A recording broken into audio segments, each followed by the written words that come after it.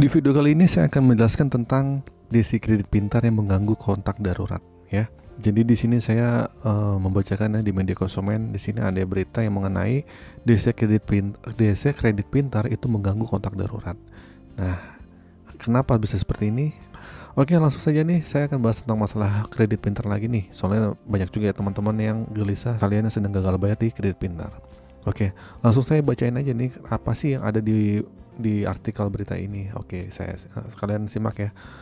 Pada bulan Desember, saya dapat pesan singkat melalui WhatsApp dari Kredit Pintar yang berisi tentang konfirmasi kontak darurat dari saudara Azizah.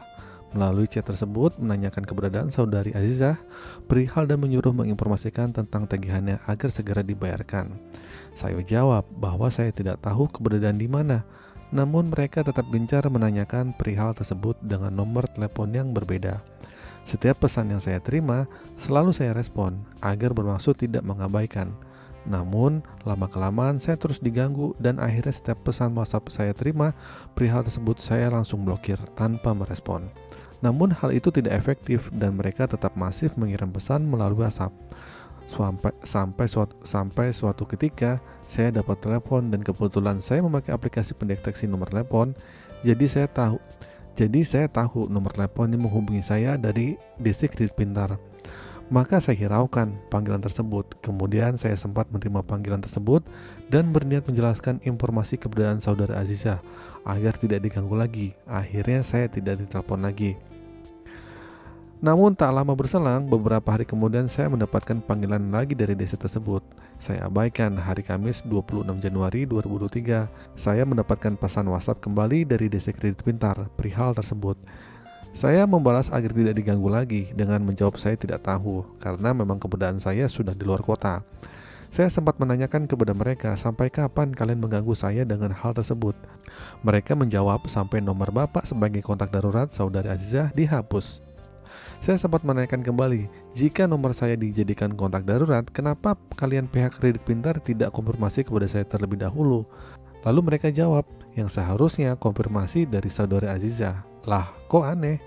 Akhirnya saya search di Google, saya berharap mendapat jawaban agar saya tidak diganggu oleh mereka. Melalui cerita ini, saya berharap dapat bantuan agar tidak diganggu oleh mereka. Untuk bukti, saya sudah men-screenshot.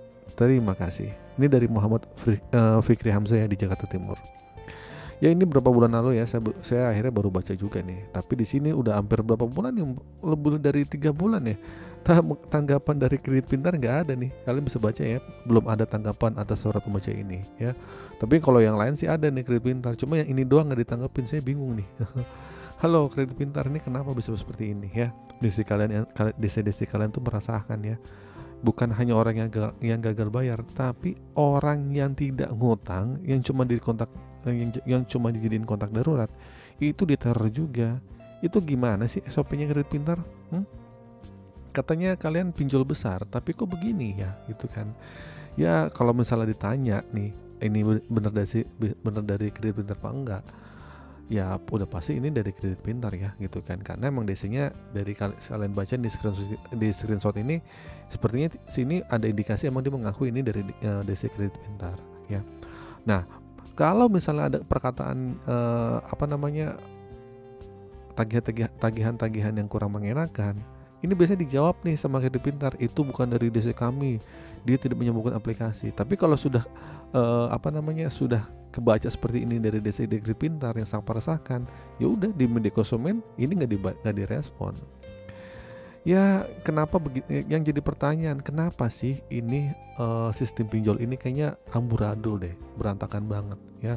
Untuk mendapatkan persetujuan tuh untuk mendapatkan persetujuan dari kredit analisnya itu kenapa gampang banget gitu kan. Misalnya nih kalau orang itu gagal bayar kan harus melalui prosedur yang harus dilalui. Misalnya apakah benar nih kontak daruratnya bisa dihubungi apa enggak, dikonfirmasi dulu apa enggak gitu kan.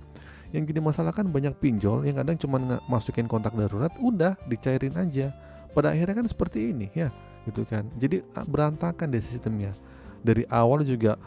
Bagaimana pinjol itu mempersetujui orang untuk meminjam, pada akhirnya peminjam-pinjam ini gagal bayar, ini jadi berantakan ya gitu kan. Harusnya kalau pinjol ini mencairkan itu harus ada yang namanya konfirmasi terlebih dahulu.